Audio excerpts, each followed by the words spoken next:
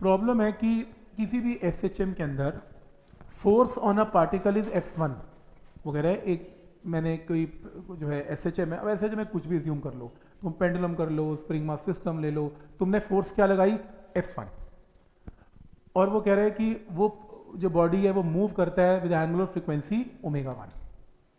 फिर वो कहते हैं ठीक है मैंने F1 चेंज कर दिया और मैंने इस बार फोर्स चेंज कर दी, कितनी लगा दी F2, और बॉडी मूव करती है विद एंगुलर फ्रीक्वेंसी कितनी ω2।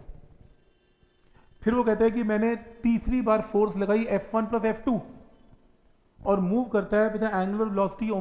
बोलो ω क्या होगा, ये क्वेश्चन है और गिवन है मास भी सेम है और डिस्प्लेसमेंट भी तीनों केसेस में एग्जैक्टली सेम है। ये क्वेश्चन है। एक काम करते हैं, एसएचएम के अंदर फोर्स, देखो फोर्स होती क्या है, मास इनटू एक्सेलरेशन। एक्सेलरेशन किसी भी एसएचएम में क्या होती है ω² y। तो पहले केस में फोर्स F1 क्या बनेगी m1 इंटू ए की जगह ω1² y। क्या स्टेप क्लियर है यहां तक। दूसरे केस में आपने फोर्स क्या लगाई F2, मास जो है एक्सेलरेशन क्या है ω2² y। तीसरे केस में तुमने फोर्स क्या लगाई F1 प्लस F2, तुमने F1 की जगह वैल्यू पुट कर दी, F2 की जगह वैल्यू पुट कर दी और F की जगह नई वैल्यू क्या पुट की m ω² y।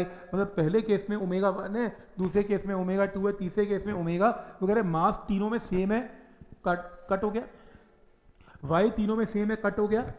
या तो ऑप्शन में आपको ये आंसर दिखेगा, find relation between ω1 and ω2, highlight कर लो, ω² इक्वल टू ω1² प्लस ω2², या फिर ऐसा दिखेगा इसका टाइम पीरियड t है, इसका टाइम पीरियड t1 है, इसका t2, तो ω2 की जगह 2π/t2, ω1 की जगह 2π/t1, 2π/t सॉल्व करके आंसर।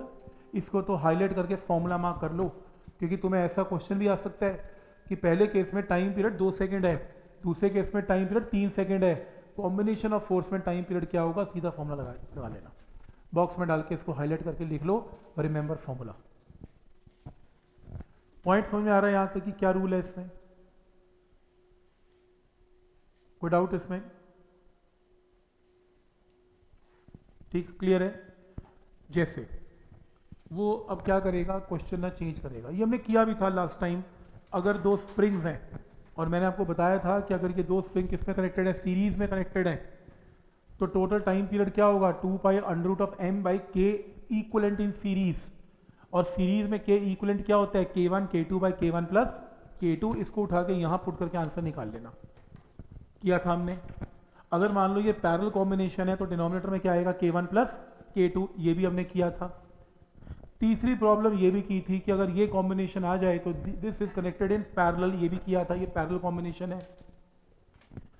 अब क्वेश्चन में वो ऐसा क्वेश्चन देने वाला है, वो क्या कहेगा कि सपोज एक स्प्रिंग है और एक इलास्टिक स्ट्रिंग है, जानबूझ के एक स्प्रिंग देगा और दूसरा स्प्रिंग नहीं देगा। वो क्या देगा, स्ट्रिंग देगा जिसका यंग्स मॉडुलस y है, और कहेगा टाइम पीरियड बोलो इसका क्या होगा।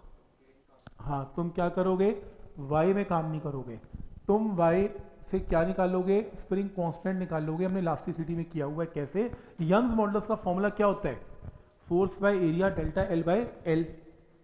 तो फोर्स अपॉन एक्सपेंशन प्रोड्यूस को क्या लिख सकते हैं, स्प्रिंग कांस्टेंट, क्रॉस मल्टीप्लाई करके k का फॉर्मूला YA/L। तो ये फॉर्मूला है how to calculate Young's modulus से स्प्रिंग कांस्टेंट।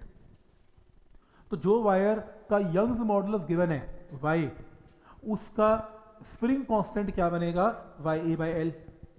अब इमेजिन कर लो ये दोनों स्प्रिंग्स हैं और दोनों किस में कनेक्टेड है, सीरीज में। और अगर ये सीरीज में कनेक्टेड है तो इक्विवेलेंट स्प्रिंग कांस्टेंट क्या आएगा, k1 k2/k1 प्लस k2।